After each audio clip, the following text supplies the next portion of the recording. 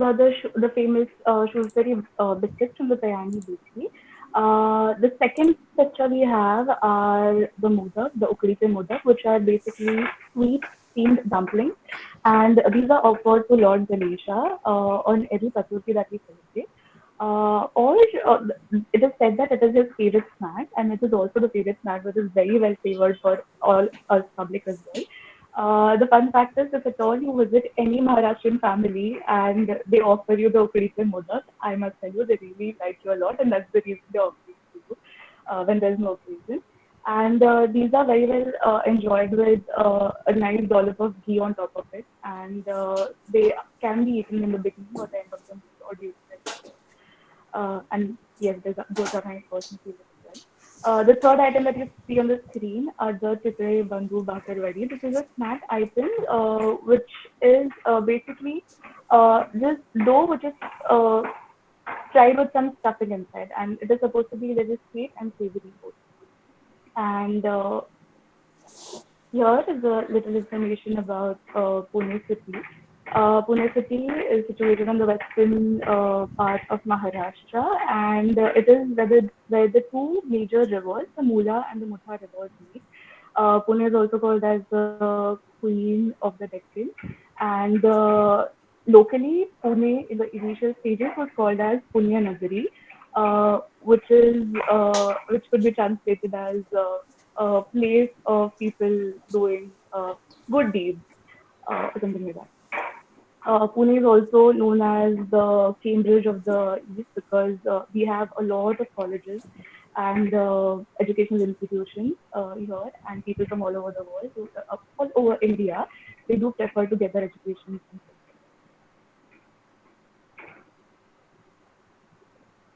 About the representation of Pune. Pune is situated in a place where it is influenced by the north as well as from the south. We do have a lot of ingredients coming from the northern part. Our culinary, the ways that we cook food in Pune are so much based on the northern part, but the ingredients, most of which are used, for example, say kokum or coconut or even tamarind. It comes from the south, which is the southern influence of on Pune. Uh, okay, this is a little representation that I've made so that it is easy for you people to understand better. Maharashtra can be divided into five major culinary regions. Konkan, which is the extreme western part, and which is the coastal line of Maharashtra, where Abhinay is from. And it includes places like Goa, Mumbai, etc. etc. Desh is the central part of Maharashtra, where states like Pune, Satara, and Kolhapur are considered, where I am from. Khandesh is where Nashik and all the northern regions of Maharashtra are considered, where Mahima is from. Marathwada is where Lomtekar and Shweta is from. And lastly, we have Vidarbha, where Sanuksha belongs to. So I'm pretty sure if I had just given these names, it would have been very difficult for you guys to understand the different parts of our cuisine. So this is a representation through the people that you know, and I hope it will be easier for you to understand. Uh, Maharashtra is situated in a place where it has a proximity to the sea, it has a proximity to the rest of the land, it has a proximity to the Western Ghats. Western Ghats, which have been known worldwide for its biodiversity, and the ingredients or the species of plants and animals, those are available, uh, play a major role in our cuisine, in not only Puneri cuisine, but the entire Maharashtrian cuisine. uh, a few ingredients that are acquired from the Western Ghats, and I have noted them down for you. The first thing, dagad fool, which is the black stone flower. This is indigenous to the Western Ghats. It is basically algae, you can say, which grows only on the rock. And it's a major spice which is used in the Maharashtrian and the Chettinad cuisine. The Goda masala, which is a very famous in Maharashtrian household masala, which goes in almost every recipe, has bagar fool in it, and it gives a prominent flavor to the masala and to the dish. The second ingredient is the charori, which is basically there are these really small nuts, uh, and those are really round nuts, and you just have to break them open, and then you get these nuts called as charori. These are used in desserts for garnishing desserts or to add a different texture to the dessert. The flavor profile for these nuts is nothing different than almond. Just that these won't be bitter. These are like sweet almond flavored nuts. The third item is the bombil. This fish is found only in the Indian Pacific, only on the coast of Mumbai and a little at the Lakshadweep, and nowhere else in the world. There's a small story behind the fish being called as Bombay duck.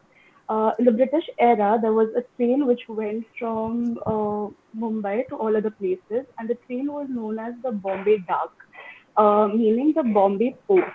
Dak meaning post in the Hindi language. And this fish that was found is usually eaten in both the forms. Either it could be eaten as it is, like can be cooked and then eaten, or else it is most of the time dried, like sun dried with a lot of salt, and then used in the recipe. The only issue with the, of course, it being a fish and a perishable item, it smells a lot. So when it used to be carried along in the train, people started calling the name as Bombay duck instead of Bombay duck.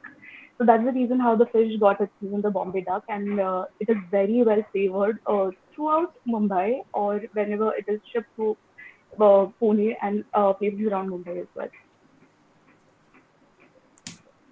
Uh, the very famous, the very well known, and something that every Indian might favor, the Hapus mango.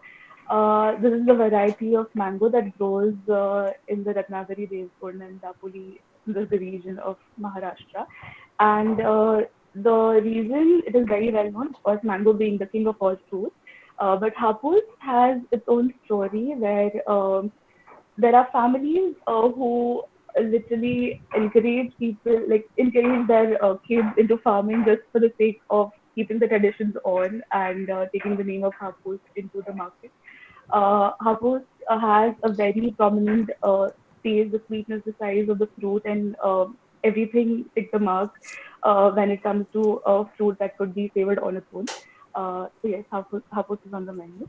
Um, the next item is kokum, and most of you might be familiar with this item. This is nothing but the mango skin, and the outer covering of the mango skin is dried, and which is what gives you the amsool or the kokum. Uh, it is made into a syrup, and it is called as the kokum syrup. And many households in Maharashtra, across Maharashtra, and probably outside Maharashtra as well, they enjoy a drink called as the kokum sarbat, where you just add the syrup in the water, and during summers it is very refreshing and it really calms your entire body. Kokum is also used in it's a very important ingredient in making soul curry, which is another drink which is very well enjoyed with non-vegetarian items throughout Maharashtra. Talking about markets, markets are a very important part of any place when it comes to understanding any city or any town. Uh, and Pune has this market known as the Mahatma Phule Mandi. The reason it was called as Mahatma Phule Mandi was because Jyotiba Phule visited the market. It is the oldest market in the town, and you can get vegetables from like the oldest vegetables which are available to the newest vegetables, and it is one of the famous markets in Pune. This monument that you see on the right, which is the picture of the actual market, Monday. Monday is basically market. Is a historical monument, and it is also part of the Pune's historical tour. Whenever any new people come to Pune and they are willing to go around Pune to see the city, this is one of the major monuments that they get to see. Artistically, also, every artist that gets into designing and everything starts his or her career in Pune from this monument because that is the first time they get to picture this monument. Um, the influence on the cuisine. Pune did get its cuisine from the Peshwas as it was the center of the Maratha Empire. The cuisine that we eat today is a mix of a sattvic meal, which is a lacto-vegetarian-based food meal, but also a very rich diet where it suffers to meat and fish and poultry because there was a lot of availability like this. Here are a few items which are very famous to Pune. Starting with sheet pear. Sheet pear is nothing but cold drinks. The meaning of the word is sheet, cold, and pear is drink. The first drink that we have is a soul curry. Soul curry, as I told you, is a kokum or a mangosteen based drink, and it is made with coconut milk and kokum. It can be flavored with a little bit of ginger and maybe a little bit of chili at times. And it is very soothing to cleanse your palate while you're having a non-vegetarian meal, like say fish-based food or the chicken or mutton-based food, in which are very high in spices in their gravy. The second item is the mango mastani, which was named after the Queen Mastani, Bajirao's second wife. It is nothing but a mango shake, which has ice cream, a little dry fruit, and a red cherry on the top is a must. The third drink is the panna. Panna is again a mango-based drink, but this one is made with a raw mango. So for making the panna, you're supposed to pressure cook or boil the mango, the raw mango first. You're supposed to take the pulp out of it, and this drink is usually sweetened with jaggery instead of sugar. It is also flavored with a little bit of cardamom and saffron at times. And this is a very famous drink for summer days where your mothers don't want you to go out and consume any other thing. So she'll always keep a panna, a bottle or a jar of panna in the fridge for you. So whenever you ask for something cold, it is always good for you. Uh, to talk about popular dishes when it comes to breakfast items or snacks, a very popular item on Pune's menu is the misal pav, which is basically a sprout curry and it is topped up with some crunchy snack like mixture, and it is served along with some pav. I'm pretty sure you might have heard a lot about vada pav and other items which belong to Maharashtra cuisine. So I did not want to include those in the menu.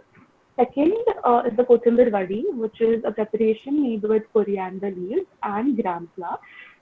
So a dough is made and it is steamed at first, then cut into pieces and then fried.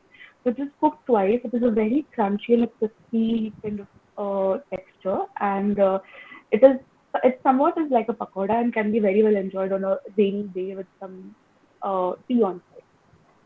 The third item is the sabudana vada. Sabudana is nothing but the sago. This vada or the fritters are made with sago along with some cashew nuts and potatoes, boiled potatoes. So everything is mixed together and fried. And this is also a very famous fasting item when people usually fast and they don't want to eat any of the meat. This is what they prefer the most. Uh, every place has its own traditions and cultures, and likewise Pune or Maharashtrian cuisine overall enjoys different cultures, and the food changes accordingly. The first thali that you see on the left is a thali or the prasadam thali that we offer to Lord Ganesha during the Ganesh Chaturthi season. You'll see puri, srikhanda, there's bhaji. Uh, the ghee is a must every time you serve the modak and even the varan bhat, which is the rice and the dal. If you see any Maharashtrian thali, it will have a small amount of rice and bread together in the thali. Also, the combination in this thali is that on the left side of the thali, you will get all the items like salt or the chutneys or the papadam or the fritters on the left, and the mains on the right, Hello. and the dessert and Hello. the rice mostly in the center. बर. The second thali that you see is the अगर Puran Poli thali. This is served in most of the like occasions and हालचाल जास्त especially झाली during the ना. Holi season. Like सुट्टी घ्यायची का for उद्या? the festival of Holi, you can see the Puran Poli in the plate. बर. There बघ is कर, आराम some कर, काही chikhanda करत in the बसू middle. नको. There is aloo vadi, there hmm. is bhaji. ठीक Again, आहे. there is the dal bhat, this potato sabzi, and a curry. Now, the curry that you see is basically called as ambi. This one specifically is called as the Katachi ambi. So, when you cook the जाऊ दे, आल्यावर puran or आल्यावर dal, बोलू. आल्यावर and the बोलू, water that me is left out of online it, that is क्लासमध्ये आहे. used for making this curry. And it is so the puran puri traditionally how they eat is they'll dip it inside the curry and then they eat it. Whoever likes it savory and sweet together. The last thali is how on this an Maharashtrian thali looks like. It is a very simple thali, which will again have a chapati, a dal, the papad. There are usually two vegetable items, vegetable preparations that go inside the thali. One is a dry vegetable, and one is like a uttar or a curry item, which is always made with sprouts or pulses. These are a few sweets which are really old and the traditional sweets of Maharashtra. The first being Basundi. Basundi is a milk-based dessert which is made by reducing the milk. It is somewhat similar to Rabdi, and most of the time it is flavored with saffron and cardamom. The second one is the Kharwas, which is basically pudding. It is made with a special cow's milk, which is the lactating cow. And it is again flavored with cardamom and saffron. And all, of course, all the desserts are better served cold. And the last one is the chirote. The chirote is an item, is a Diwali item which the mothers prepare during Diwali. It is nothing but a sticky pastry which is fried and later on it is put into some sugar. Uh, Meat and fish preparations. The first thali that you see is the fish thali. As we do consume a lot of bread, which is based with wheat, also known as the chapatis or pulkas, we also have bhakris that we consume a lot, which are made with either rice or jawar or bajra. So the first thali has the rice bhakri. It has some sal with some papad. There's a fish curry. There's fish fry, and then you see the sol curry in the plate as well. The second thali that you see is the mutton or the chicken, the meat thali. And the specific thali will always have this yellow soup like thing that you see. It is called the arni. Arni is basically just the soup when you cook the meat. It doesn't have any specific flavoring except for salt and turmeric. This is consumed at the beginning of the meal or throughout the meal. People who don't like so much of curry, they also eat it with their rice. Or many a times, people will just tear the bhakri, which is the jwari bhakri, into the arni and they'll eat it. It really tastes good. Then we have the third thali, which is just a normal chicken thali. But this specific one is a thali with where you see two different curries, a red curry and a white curry. So the red curry is called the sir. tamda rasta. The tamda means red, and हां white हां. one is called as the panda rasta. Panda meaning white. This specific thali is from हां. Kolhapur, the famous tamda panda rasta. The red curry is hmm. always flavored with both the curries are they have a base hmm. of the basic stock that the mutton has been hmm. cooked. The only difference is in the masala that is being Because that cooked. liquid, The whether it white is curry easy will to have refill. a masala with the base of poppy seeds, a little bit of coconut, a little bit of black cardamom, etc. And Cartridge. the red Existing facility curry is will there. have all So the better basic will go spices for which cartridge go only. into a basic masala. Yes, sir. So, know the trends of the people in Pune right now. People really get easily influenced with food. They always want new things, but all at the same time they don't want to lose the connect with the food that they enjoyed while they were kids. Pune is some such place where you'll get a mixture of both. You'll have places which have been there since a really long time, where you'll get authentic Puneri food, as well as you'll get places where you have pub culture coming in, and restaurants like sushi restaurants and Japanese restaurants coming in at this point, and people are enjoying both at the same time. What you see in front of the screen is a illustration of a very old cafe and a very important cafe in Pune. This one is situated on the Ferguson College Road, and it is called the Cafe Good Luck, and this is the oldest Irani cafe in the city. It's still there today, and just to get a reservation for the table, you have to wait in a huge line. And then, if there is some events like say 26th January or 15th August, and people are really wanting to go there, you have to wait for a long time. But the food is really worth the wait.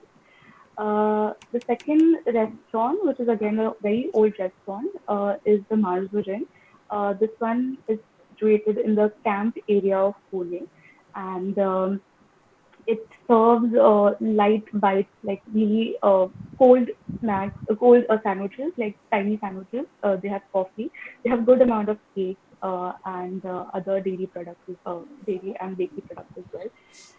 Um, so as a part of my presentation, I wanted to, apart from whatever you take out of the presentation, I wanted to teach you something from my part that you can make yourself.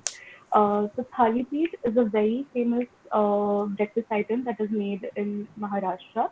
Uh, and for us, when we were kids, we would cry for not eating vegetables. So our moms very wisely would put um, the dals and the sabzis from the previous day into the thali peeth,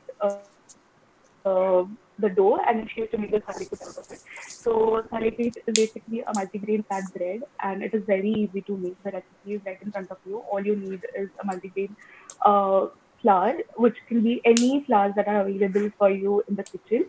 All you got to do is add whatever green leafy vegetables you have. It could be either spinach or fenugreek or coriander, or the vegetables or dal from the previous night, and you can add to it to just make a nice roti, and you stir fry it on both the sides, and it is best served with some white butter or garlic chutney.